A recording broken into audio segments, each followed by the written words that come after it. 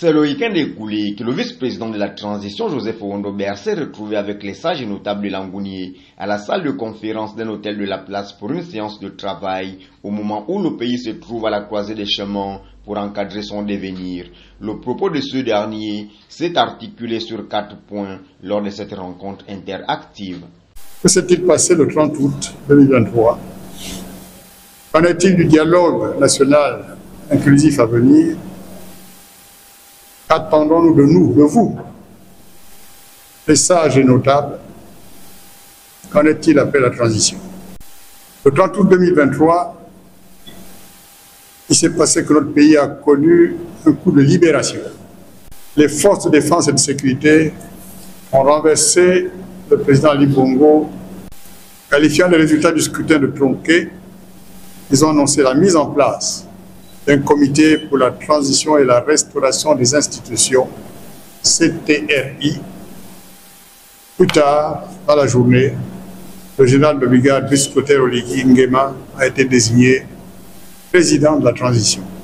Ces sages et notables, venus nombreux recevoir le message, ont saisi la tribune afin de souligner quelques difficultés quotidiennes auxquelles font face les populations du G4. Juste à côté, quelques souhaits ont été émis.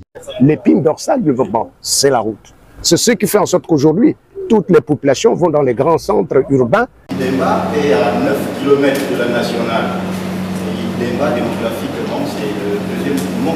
Que tout soit bien normé, afin que nous sortions de cette conférence avec des orientations bien précises. Qu'on fasse au moins 5 groupes pour qu'on rentre dans les normes.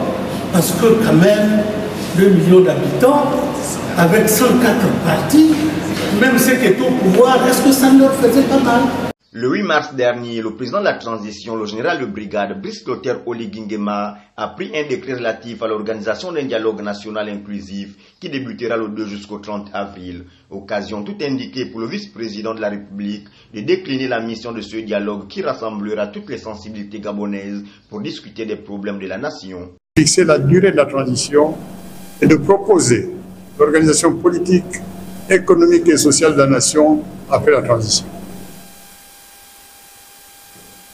Il s'agira de se prononcer sur la durée de la transition. Faut-il 2 ans, comme proposé par le CTRI, ou plus pour mieux organiser notre pays?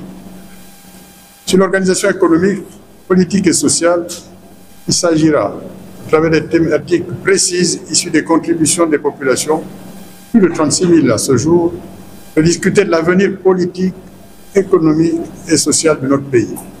Selon le vice-président de la transition, qui a été fortement assisté par le délégué spécial de la commune de Mouila, Syriac Mbadinga, du préfet de la Douya Onoy Alphonse Ndemé de sa délégation, peu importe la durée de la transition, le plus important serait que le travail après cette période continue, que les bonnes décisions soient prises. Et cela passe également par le changement de mentalité de tout Gabonais.